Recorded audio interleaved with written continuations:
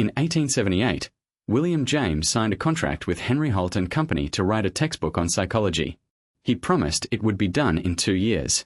It took 12.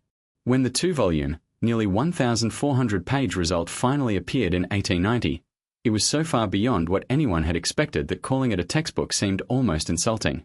The Principles of Psychology was something rarer and stranger, a work of science, philosophy, and literature simultaneously, a book that created a discipline while questioning the very foundations upon which that discipline rested.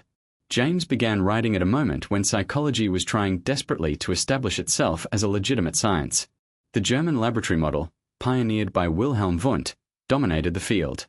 It was rigorous, experimental, and meticulous in its measurements. It was also, James felt, deeply misleading. The laboratory approach tended to break consciousness into discrete elements, sensations, feelings, ideas, and then attempt to reconstruct mental life by combining these pieces. James thought this was exactly backwards. Consciousness, he argued, was not a mosaic of separate parts. It was a flowing stream, continuous, selective, and always personal. No analysis that destroyed this continuity could claim to have captured what mental life actually was.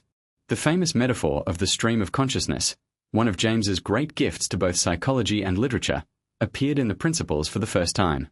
James observed that our inner life is never truly interrupted, never composed of separate beads strung on a thread. Even our gaps in awareness, our moments of sleep or distraction, feel continuous when we return to them. Thought flows. It mingles. It doubles back. Any science that failed to honor this fact was studying an artifact of its own methods, not the thing itself. The chapter on habit was equally revolutionary. Drawing on everything known at the time about the physiology of the nervous system, James argued that repeated behavior literally reshapes neural pathways. Habits are not merely psychological tendencies, they are carved into the body itself. This insight led him to a set of practical maxims for behavior change that read as freshly today as they did in 1890. Begin the new habit as strongly as possible, never allow an exception until it is firmly established, and seize every opportunity to act on your resolutions before the emotional urgency fades. These were not platitudes. They were practical consequences drawn from a genuine theory of how the nervous system works. James also gave lasting form to the psychology of attention, the nature of emotion, the structure of the self, and the experience of time. His discussion of the specious present, the brief window of time that feels like now to human consciousness, anticipated decades of later research in cognitive science. His account of emotion, developed simultaneously with the Danish physiologist Carl Langer into what became the James Langer theory, reversed the common-sense view of feeling by arguing that we do not tremble because we are afraid because we tremble. Perhaps most remarkably, the Principles is honest about its own limits in ways that most scientific textbooks are not.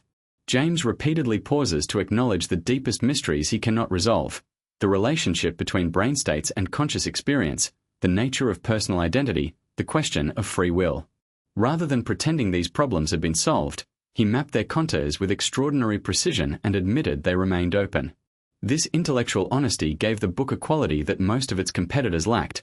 It read like a mind at work, not a mind performing certainty. The immediate reaction was extraordinary. The philosopher John Dewey said it transformed his thinking. The poet Paul Bourget read it for its literary qualities. Students across Europe and America encountered it as a revelation. James himself, exhausted and somewhat repelled by the sheer volume of what he had produced, declared he wanted never to write anything so long again. He promptly produced a condensed version, nicknamed the Jimmy, and spent the rest of his career pushing beyond psychology toward philosophy.